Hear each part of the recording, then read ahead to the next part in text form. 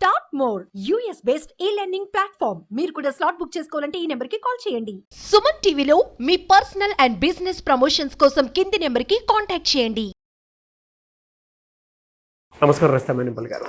నమస్తే. నాకు కొడుకు పెద్దోడయ్యే కొద్దీ బరువు బాధ్యతలు పెరిగిన తర్వాత డెఫినెట్గా తండ్రి వాల్యూ తెలుస్తూ ఉంటుంది. మనం జనరల్గా మాట్లాడుకుందాము, ఏ వయసులో ఏ బాధ్యతలు కొడుక్కి తండ్రి వాల్యూని గుర్తు చేసేలా చేస్తాయండి? ఏ వయసు వరకు ఆ బాధ్యత గుర్తుండిపోయేలా చేస్తుంది అంటారు? యాక్చువల్లీ కొడుకుకి అసలు తండ్రి కొడుకుల అనుబంధం భలే అందమైన రోల్. అంటే చెప్పాలి అంటే అతను చిన్నగా ఉన్నప్పుడు కొడుకుకి నాన్న అనేది ఏ ఏజ్ నుంచి ఏ ఫీలింగ్స్ ఉంటాయి, అతని మీద ఒపీనియన్స్ ఎలా చేంజ్ అవుతాయి అని మాట్లాడుకుంటే inner voice of most of the Sons. ఒకసారి అవునా కాదా మీరు అందరూ చెక్ చేసుకోండి. మీ ఫాదర్ గురించి కూడా కింద కామెంట్ బాక్స్లో పోస్ట్ చేయండి. మీ ఫాదర్ మిమ్మల్ని ఎంత బాగా ఆ స్థాయికి తీసుకురావడానికి వెనక నుంచి ఏ గ్రౌండ్ రియాలిటీ నుంచి మిమ్మల్ని పెంచుంటారు అనేది. Exactly. At the same time ఈ వీడియో చూసిన తర్వాత ఇందులో ఉన్న పాయింట్స్ మీరు ఏ ఏజ్లో రియలైజ్ అయ్యారు అనేది మీ నాన్నకు వెళ్ళి కన్వే చేసుకోవడానికి ఇవన్నీ కమెంట్స్ రూపంలో ఎండ్ ఆఫ్ ద వీడియో మాట్లాడుకుందాం. కుదిరితే మీరు చెప్పేటప్పుడు నాకు ఏ ఏజ్లో ఏది ఇదైందో చెప్తాను కూడా. రియల్గా. ఎందుకంటే దట్ ఈస్ హౌ రియల్. ఇప్పుడు మీరు అంటే మీ వర్గంలో అంటే మీలాగా థాట్ ప్రాసెస్ ఉన్న కొడుకులు ఒక సెగ్మెంట్ ఉంటారు. So they will connect to you. మీరు లక్కీగా ఇక్కడ ఉన్నారు కాబట్టికే ఇది. And one more without nags this thing permission also నేను ఏం చేస్తున్నానంటే, ఇలా మా తండ్రి వాల్యూ కానీ మాకు ఇలా కొన్ని సంఘటనలు జరిగినాయి అనుకుంటే please call on the scrolling number. We will have a live show sharing your నాన్న ముచ్చట్లు, తండ్రితో ముచ్చట్లు, తండ్రి గురించిన ముచ్చట్లు. మీరు మా షోలో పార్టిసిపేట్ చేయాలనుకుంటే డెఫినెట్గా you can call on screen scrolling number. So coming to the ఈ డిస్కషన్, ఎందుకంటే ఇది చాలా మనస్సును అంటే లైక్ ఇట్లా కలిచివేసి మనుషులు ఇంకా రియలైజ్ కాకపోతే రియలైజ్ అయ్యి ఇప్పుడున్న పిల్లలకి అమ్మ ఇన్ఫ్రంట్ క్రొకడైల్స్ ఫెస్టివలా అంటే రేపు ముందు నాకు ఇది జరుగుతుందా, ఇప్పుడున్న పిల్లలు ఉంటారు కదా మగపిల్లలు, వాళ్ళకి తండ్రి పొజిషన్ వస్తే ఏం జరుగుతుందో కూడా చెప్పబోతున్నాం మనం. సో దాంట్లో ఒక బాబు 4 ఏళ్ళు ఉన్నప్పుడు వాడు పుట్టాడు. కొడుకు పుట్టాడంటే మామూలు సంబరం ఉండదు. మరి ఇండియాలో ఇంకా అయితే పోట్లా, అది వారసుడు అనేది ఇంకా ఉంది ఆ సెగ్మెంట్. సో అలా బాబు పుట్టారు. అది వాడికి తెలీదు, వాడి ఫీలింగ్స్ ఇంకా బయట కాదు. 4 ఇయర్స్లో మాత్రము వాడికి ఒక ఫీలింగ్ ఉంటుంది. ఏముంటుందంటే, అప్పా మా నాన్న చాలా గొప్పవాడు అనిపిస్తుంది. ఎందుకు అనిపిస్తుందంటే బేసికల్గా అతన్ని చూసి, ఇప్పుడు వైఫ్ ఎట్లా ఉంటుంది మన ఇండియన్ మెంటాలిటీలో జనరల్గా అన్ని ఇవ్వడము, సర్వ్ చేయడము, ఇట్లా అందరూ అతన్ని అటెన్షన్ ఇస్తూ ఉంటారు. సో వాడికి ఏమనిపిస్తుంది అంటే, అమ్మో ఎవరో గొప్పవాళ్ళు. ఇప్పుడు మనం కూడా ఎవరన్నా ఏం లేదు ర్యాండమ్గా you walked in to one room అండి, అందరు వెళ్ళి అతని దగ్గర సైన్ తీసుకుంటున్నారు, అందరు వెళ్ళి అతనికి ఏమన్నా ఇస్తున్నారు, అందరు వాటర్ ఇస్తున్నారు. దెన్ యూ విల్ ఆటోమేటికల్గా మీ మనసుకి ఏమొస్తుంది, ఇతను ఎవరో గొప్పవాడు ఉన్నట్టున్నాడు అబ్బా. Though you don't know anything with mannerisms, body language, behaviour of around people. ఆయన ఏం చెప్పుకోలా నేను ఫలానా అని, తండ్రి ఏం చెప్పలా. బట్ చుట్టూ ఉన్న పరిసరాలలో మనుషుల బిహేవియరు, వాళ్ళు ఇచ్చే విలువను బట్టి అప్ప మా నాన్న ఏదో గొప్పవాడు ఉన్నట్టున్నాడే అని వీడికి లోపల ఉత్సాహం. అప్పుడు ఒక ఫిక్స్ చేసుకుంటాడు, నాన్నే నా హీరో అని ఫిక్స్ అయిపోతాడు. 6 ఏళ్లకు వస్తుంది. ఈ 4 ఏళ్ల నుంచి 6 ఏళ్ల వరకు జర్నీలో ఇంకా కొంచెం ఎదుగుతుంది కదా ఈ బాబు మనస్తత్వం కూడా. అప్పుడు ఫోన్లలో మాట్లాడటమో లేకపోతే డబ్బులు ఇచ్చి పలానా ఏదైనా ల్యాండ్ గురించి ఏదో ఒకటి మాట్లాడుతూ ఉంటారు. సో వాడు అన్నీ వింటూ ఉంటాడు. యూ డోంట్ నో వాళ్ళకి ఏమి మైండ్లోకి ఎక్కుతుందో.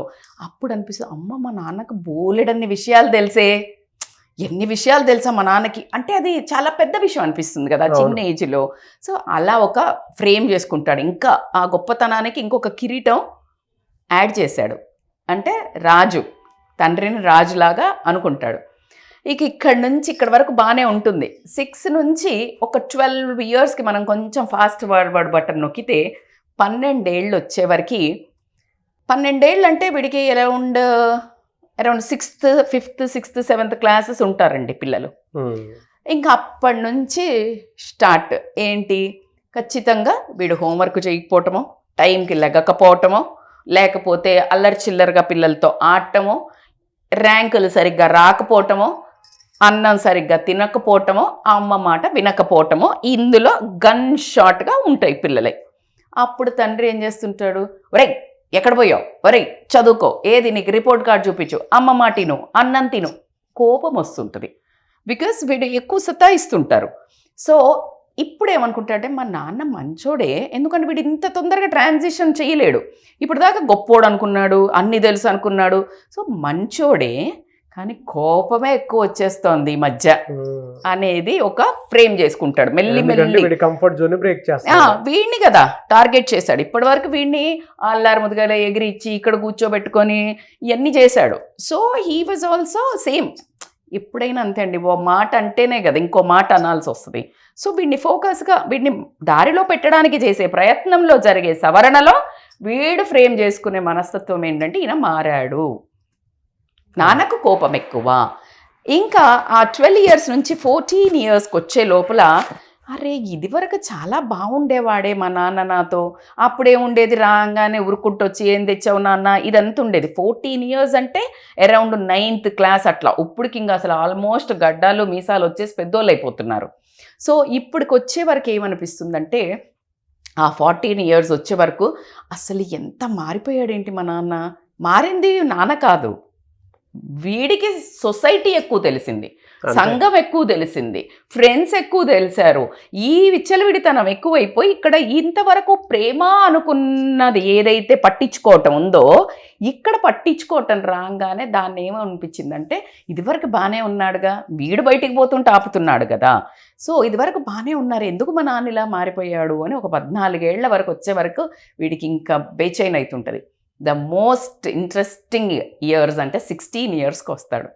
ఇక 16 yearsకి వచ్చే వరకు టీనేజ్లో ఎలా ఉంటుందండి, పేరెంట్స్కి వీడికి 16 year హార్మోన్స్ వేరుంటాయి, వీడికి చంచలత్వము ఏదో చెయ్యాలన్న ఇదంతా వేరుంటుంది. నాన్నకు వీడేజ్లో ఏం కనిపిస్తుంది ఈ డైరెక్షన్ వేరు.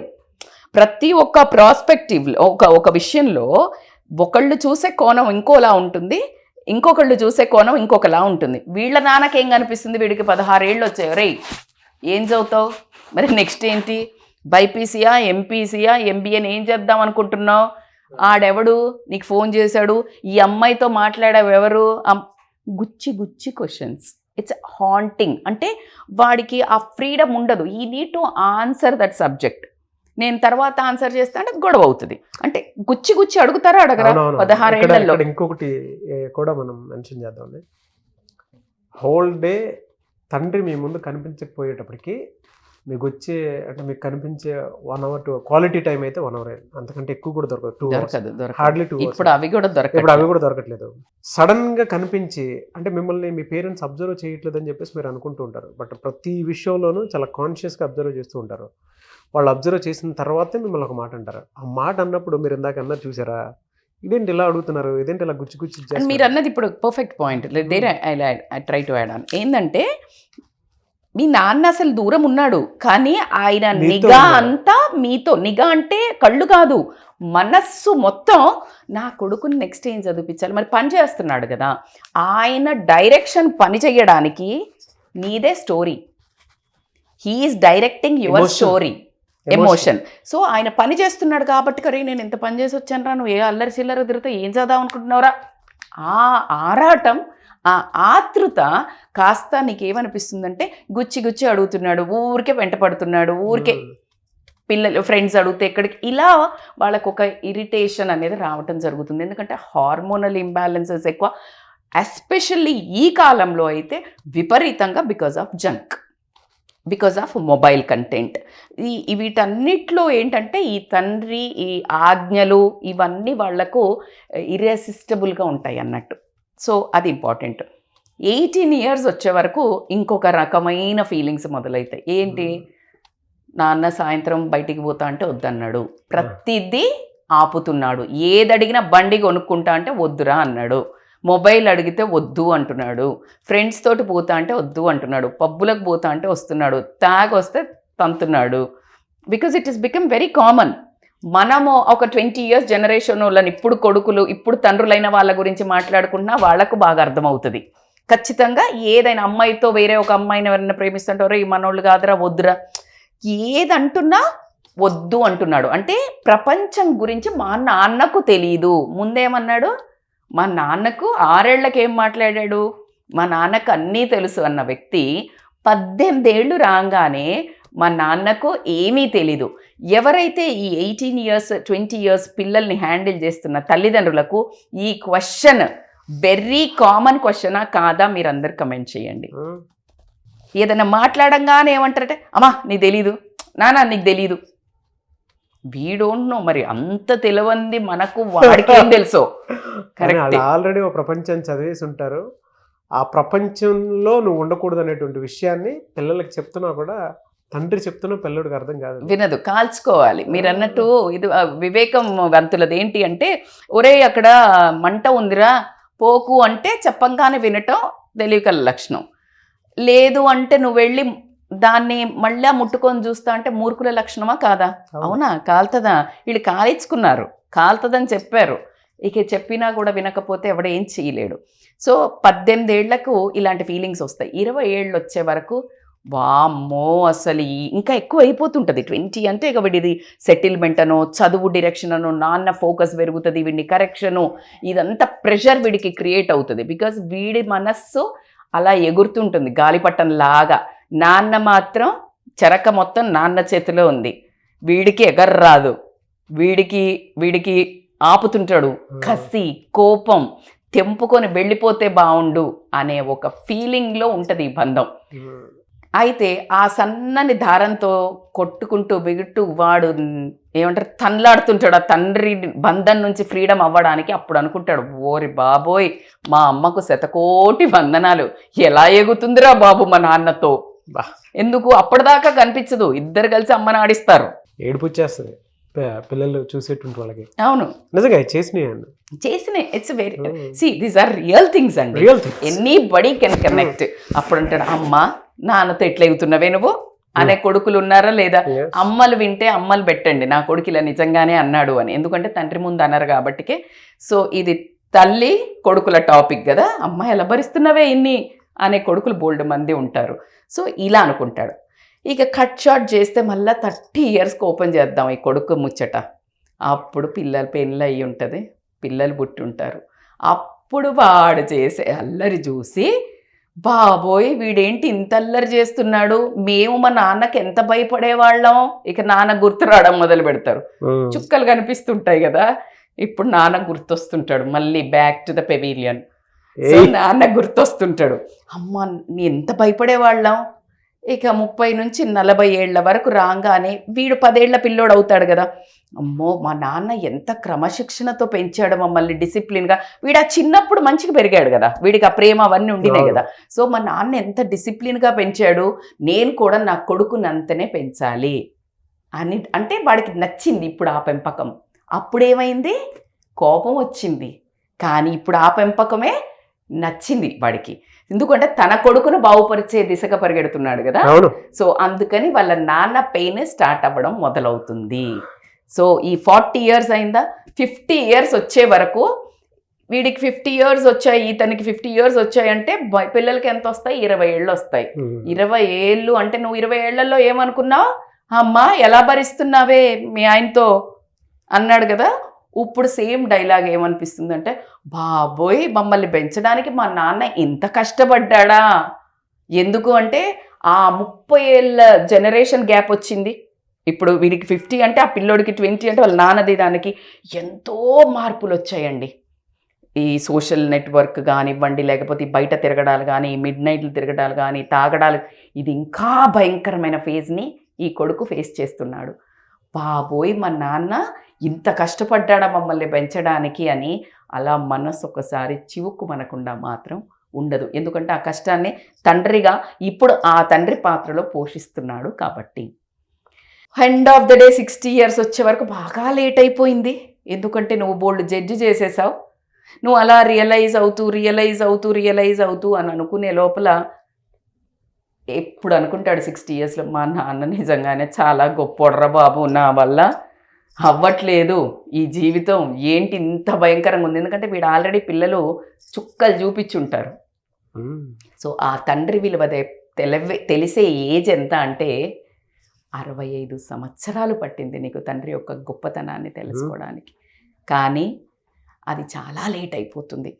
సో మీకు 65 సంవత్సరాలు రాకున్నా మీరు ఇప్పుడు 40లో ఉన్నా, 30లో ఉన్నా, 50లో ఉన్నా ఇమ్మీడియట్గా వెళ్ళి మీ నాన్న పడ్డ కష్టాలను మళ్ళీ ఒకసారి ఇలా కూర్చొని, నాన్న చెప్పు, ఇప్పుడు నా కొడుకు ఇలా చేస్తున్నాడు, నేను అలా చేసినప్పుడు నువ్వేం చేసావు, నీకు ఎలా అనిపించింది అని try to share your pain.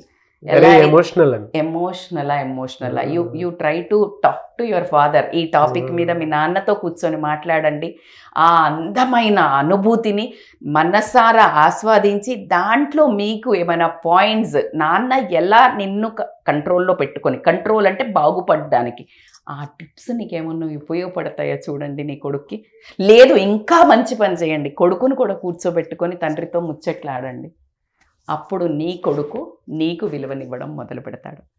So కాబట్టికే ఇది అద్భుతమైన బంధం. ఇది చెప్పలేమండి. ఎందుకంటే ఆ తల్లిది ఎట్లాగో అద్భుతమైన పాత్ర అని ప్రపంచమంతా ఎరిగేదే మాతృదేవోభవ అని స్టార్టింగ్. బికాజ్ నీకు జన్మను తన ఒక మాతృత్వం నుంచి ఇచ్చిందని. కానీ తండ్రి కనిపించని హీరో అని ఎన్నోసార్లు మనం చెప్పుకుంటూ ఉంటాం. కానీ ఆ మనిషి అహోరాత్రులు తనకు కూడా, అంటే మీరు గమనిస్తే ప్రతి ఇంట్లో లేడీస్కి బట్టలు కొంటారు, పిల్లలకి కొంటారు. కానీ జెంట్స్ వాళ్ళకి 4 సార్లు 5 సార్లు 10 సార్లు కొంటే, పాతకాలంలో అయితే అంతే, ఒక్కసారి కూడా కొనుక్కునేవాళ్ళు కాదు. వీళ్ళకి 10 సార్లు చెప్పులు జతలు కొనిస్తే వాళ్ళు ఒకసారి కూడా మారవరు. వాళ్ళ చెప్పులు అరిగిపోయి ఉంటాయి. వాళ్ళ బట్టలు నీ ఫస్ట్ బర్త్డేకో 4th బర్త్డేకో చూసింది నువ్వు 15th బర్త్డేకి కూడా నాన్న షర్ట్ నాన్న మీద చూస్తావు.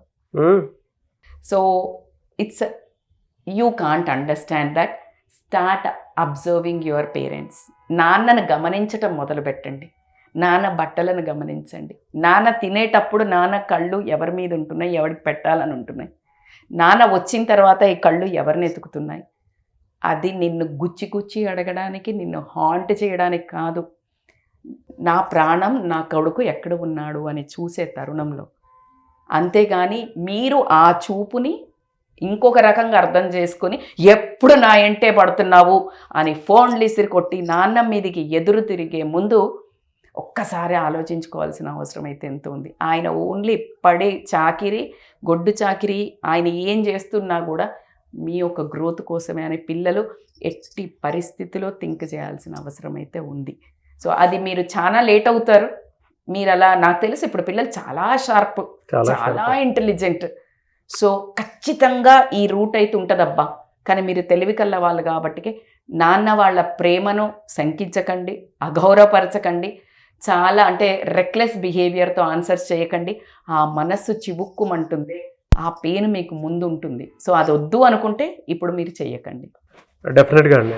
అంటే రోజు కంటి ముందు కనిపించాల్సినటువంటి అవసరం ఉండదు. కానీ పిల్లలు ఎదిగే కొద్దీ పేరెంట్స్ మైండ్లో ఏ విధంగా అయితే ఉంటుందో, కొంచెం పెద్ద అయిన తర్వాత పిల్లలు వీడికి కూడా అనిపిస్తూ ఉంటుంది.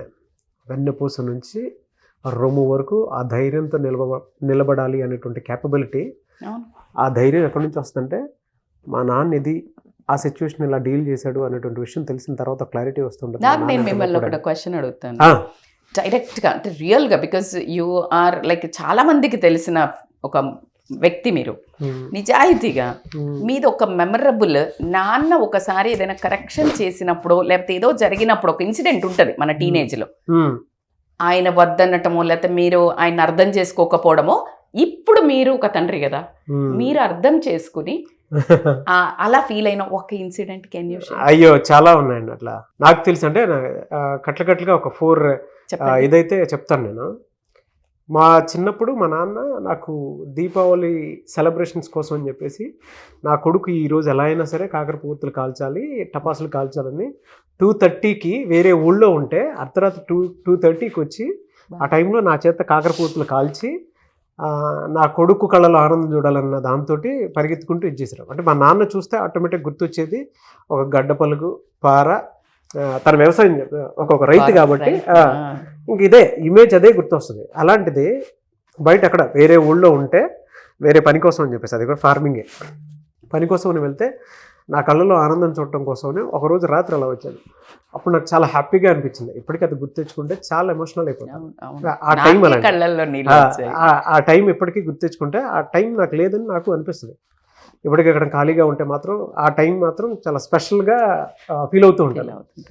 కొంచెం పెద్ద అయిన తర్వాత స్కూల్లో మా ఫాదర్ అంటే నేను చదివితేనే బాగుపడతాను అనేటువంటి ఆలోచనతోటి స్కూల్ టీచర్ ముందు వాళ్ళు కూడా మా ఫాదర్ కష్టపడి పైకి వచ్చారని ముందు నుంచే కొంచెం అడ్మిరేషన్ తోటి డైరెక్ట్గా అని చెప్పేసేవాడు. వీడని తప్పు చేస్తే కొట్టండి తిట్టండి పర్లేదు, అలాగే చెప్పేవాళ్ళు. నేను ఇంట్లో ఏమన్ను, కానీ మా వాడికి మాత్రం చదువు బాగా రావాలని. ఫస్ట్ హేట్ అక్కడ చిన్నగా బాగుంది మీది 6 years. ఎలానంటే అప్పటి వరకు బాగా చూసి నేను ఇంట్లో నన్ను ఒకలా చూసి బయట నన్ను వదిలేస్తావా, అప్పుడు కొంచెం పెద్ద తర్వాత ప్రతిదానికి ఆన్సర్ చేయమని అడుగుతున్నారు.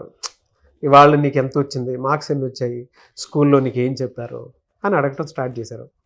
కొంచెం స్టార్ట్ అయింది నాకు, ఇదేంటి ఇలా ఉంది, చిన్నప్పుడు కొంచెం ఇది కదా, సరే ఓవర్ పీరియడ్ ఆఫ్ టైం మా నాన్నే మారి మళ్ళీ దగ్గర తీసుకుంటారేమని ఆయన్ని హ్యాపీ చేయడం కోసం కొన్ని విషయాలు చేయడం స్టార్ట్ చేశాను అన్న.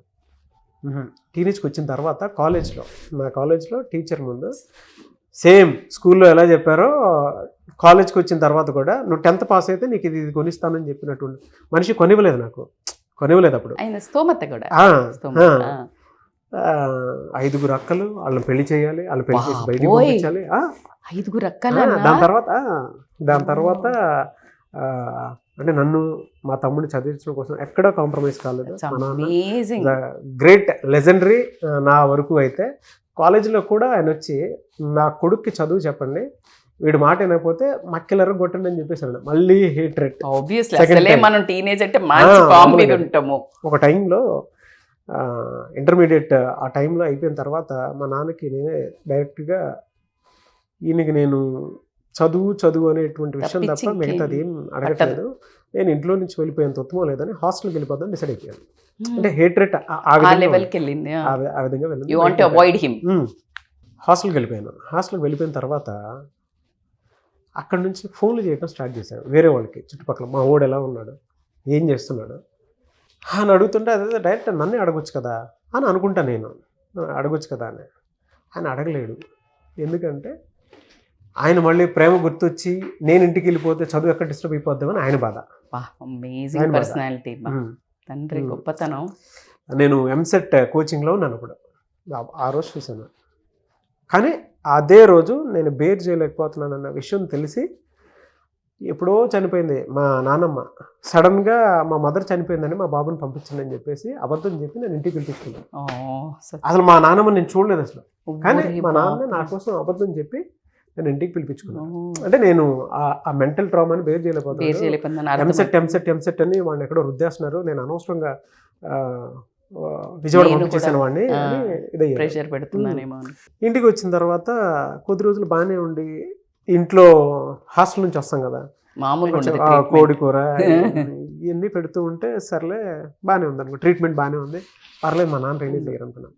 మళ్ళీ చదువు ఇక ర్యాంక్ వస్తే ఇది వస్తే బాగుంటుంది అని అంటే ఇదే మళ్ళీ స్టార్ట్ చేశారనుకుని మళ్ళీ కొత్తగా బిహేవ్ చేయటం స్టార్ట్ చేశాను. అది అయిపోయిన తర్వాత ఎంఎస్సి ఆంధ్ర యూనివర్సిటీలో సీట్ వచ్చినప్పుడు చూశాను మళ్ళీ మా నాన్నే. కొడుకు దూరం అవుతున్నప్పుడు, అంటే ఇంకా వాడికి రెక్కలు వచ్చాయి, నేను వదలాల్సిన అవసరం ఉందనుకున్నప్పుడు, ఎమోషన్ అయినప్పుడు చూశాను.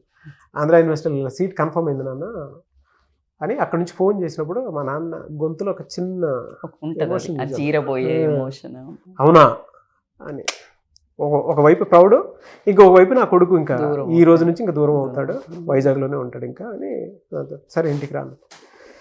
ఆ రోజు పంపించినప్పుడు చూశానండి బయటికి, లోపల ఆయన ఏడవటము, అంటే వైజాగ్ పంపించినప్పుడు ఆయన ఏడవటము నాకు ఫస్ట్ టైం ఫీల్ ఎలా అనంటే, ఓహో దీని వెనక ఎంత ఉందా అని. ఓవర్ పీరియడ్ ఆఫ్ టైము పెరుగుతున్న కొద్దీ ఒక్కొక్క ఏజ్లో నాకు ఏం అర్థమైందంటే, ఒక మనిషికి భోజనం పెట్టడానికి, ఒక ఎక్స్ట్రా మనిషి ఇంట్లో యాడ్ అయితే భోజనం పెట్టడానికి ఒక తండ్రి పడే కష్టం ఎంత దారుణంగా ఉంటుందంటే, ఒకప్పుడు నేను అనుకునేవాడిని ఈయనంటే ఇంకొక పర్సన్ యాడ్ అయితేనే ఇలా లెక్కేసుకుంటున్నారు అన్న మోడ్లోకి నేను అనుకునేవాడిని. ఎందుకంటే అప్పట్లో చికెన్ మటన్ అని అంటే ఓ పండగలకి లేదంటే ఇప్పుడు ఎవ్రీ ఒకసారి, 15 డేస్కో అవును, అప్పుడు అవును. ఏదో అవును దానికి కూడా అలా అనుకుంటున్నాడు ఏంటి అన్న మోడ్లో నుంచి కొద్ది రోజులు అర్థమైన తర్వాత నేను పెరుగుతున్న వాతావరణంలో నాకు కొడుకు పుట్టిన తర్వాత పైగా నేను కొంత బరువులు మోసే ప్రాసెస్లో నాకు అనిపించింది మా నాన్న ఎలా తట్టుకొని ఉంటాడు అడిగాను నేను. ఇప్పటికీ అనిపిస్తుంది. ఎగ్జాక్ట్లీ. నేను త్వరగా రియలైజ్ అయ్యాను మా నాన్న ఎలా తట్టుకొని ఉంటాడు ఇవన్నీ అని. 5 కూతుర్లను పెళ్లి చేసేటప్పుడు వాళ్ళ కట్న కానుకలని అదని ఇదని ఎలా బరువు మోస్తుంటాడు, నేను ఎందుకు తీసుకోలేకపోతున్నాను అని అనిపిస్తూ ఉండదు. But he's a role model for my life. అసలు ప్రాణం పెట్టేద్దాం అనిపిస్తుంది. ఒక్కొక్క గంట ఏదైనా మాట్లాడితే నేను ఎమోషన్ ఎక్కడైనా అయిపోతానేమోనని వాయిస్ వింటా కూర్చుంటాను. మా అమ్మ చెప్తా ఉంటుంది ఆయన గురించి, వాళ్ళు ఏదో కొట్టుకుంటూ ఉంటారు, మా నాన్న మీద ఆవిడ కంప్లైంట్ ఇస్తూ ఉంటుంది, నేను కామన్. నేను చెప్పేస్తాను, మీరిద్దరు కొట్టుకోవాలనుకో కొట్టు చావండి ఇంట్లో తప్ప ఇది తీసుకొచ్చి నా నెత్తిని రుద్దుద్దు మీరని చెప్పేసి తెలుసు నాకు. కాకపోతే నేను నవ్వుతూనే అనేస్తాను. బట్ ఇప్పుడు నన్ను నాలో ధైర్యంగా చూసుకోవాలి అనుకుంటే మా నాన్న నా ఒంట్లో ప్రతి నరాల్లోనూ ఇంకిపోయి ఉంటాడను ఇదైతే తెలుస్తుంది. కెమెరా ముందు కాదు, నేను చాలాసార్లు విన్నాను. మీరు టాపిక్ చెప్పినప్పుడు కూడా నన్ను అదే అనుకున్నాను, నేను ఇది ఖచ్చితంగా నాతో మాట్లాడాలి అని నేను. సో అంటే మీ నాన్న రియల్ గానే హీరో. ఎందుకు అంటే అంతమంది ఆడపిల్లల్ని పెళ్లిళ్ళు చేసి ఇలా ఒక కొడుకుని ఇలా ఈ రోజు ప్రపంచానికి రోజు ప్రతి ఒక్క తండ్రి కూడా చూసుకుని నేర్చుకునే ప్రోగ్రామ్ చేసే కొడుకును. నేను డీలా పడిపోయిన ప్రతిసారి మా ఫాదర్ని ఒక్కసారి ఇమాజిన్ చేసుకుంటాను. ఆయన ఎలా పెళ్లి చేసి బయటికి పంపించుంటారో నేను నా ఒక కొడుకుని ఇది చేయడానికే నేను చాలా చుక్కలు కనిపిస్తూ ఉంటాయి నాకు. ఇంకా ఉంది నాకు ఒక ఎంప్లాయ్మెంట్ క్రియేట్ చేసినటువంటి ఆంటర్ప్రెన్యూర్కి ఇద్దరికి శాలరీలు ఇచ్చేటప్పుడు ఆ పెయిన్ ఎలా ఉంటుందో తెలుస్తుంది. ఇప్పుడు అది అర్థమైంది. ఇప్పుడు అది అర్థమవుతుంది. ఎలా అంటే ఒక తండ్రికి over a period of time ఇంకొక పర్సన్ సంవత్సరం మొత్తం యాడ్ అవుతున్నాడు అని అంటే ఆయనకి డెఫినెట్ క్యాలిక్యులేషన్స్ ఉంటాయి. ఓహో వీళ్ళు ఇలా యాడ్ అయ్యారు, సో మనం ఇంకా కష్టపడాలి అని. ఇప్పుడు మరి ఆ కష్టం ఎక్కువ, ఇప్పుడు కొంచెం ఈజీ అయింది మనీగిన. సో ఎనీవేస్ నా సైడ్ నాకు ఫాదర్ గారికి నిజంగా మనస్ఫూర్తిగా శతకోటి వందనాలు. Thank you. నాకు కూడా మా నాన్నకి థ్యాంక్స్ చెప్పుకునేటువంటి టైం మేబీ ఇంతకంటే బెస్ట్ ఆపర్చునిటీ ప్లాట్ఫామ్ దొరకలేదు. థ్యాంక్స్ టు మై నాన్న. సో ఇలాంటి మీరేమన్నా స్టోరీ నాన్నే మా హీరో అనుకునే ఏదైనా మీ సొంత కథను మాతో షేర్ చేసుకోవాలనుకుంటే గనక ఖచ్చితంగా నాన్న ముచ్చట్లు అనే కార్యక్రమానికి మీరు కాల్ చేసి స్క్రోలింగ్ నెంబర్లో అప్పుడు అనుకున్నదేంటి, దాని ద్వారా మీరు రియలైజ్ అయింది ఏంటి, నాన్న అనే పదం లేకపోతే మీ జీవితం ఏంటి అని అనుకుని ఏ చిన్న సంఘటన చిన్నదైనా సరే మా వద్దకు మీ కథను చేర్పిస్తే బోల్డ్ అంత మంది రాబోయే తరానికి మీరు ఒక ఇన్స్పిరేషన్గా ఆదర్శంగా మారుతారు. మీ నాన్న ముచ్చట్లు ఏమున్నా సరే నాకులానే కామెంట్ బాక్స్లో షేర్ చేసుకోండి. లేదా మా షోలో పార్టిసిపేట్ చేయాలి అనుకుంటే స్క్రీన్ మీద కనిపిస్తున్న నెంబర్కి కాల్ అండ్ మెసేజ్ వాట్సాప్ చేసి వెంటనే రండి.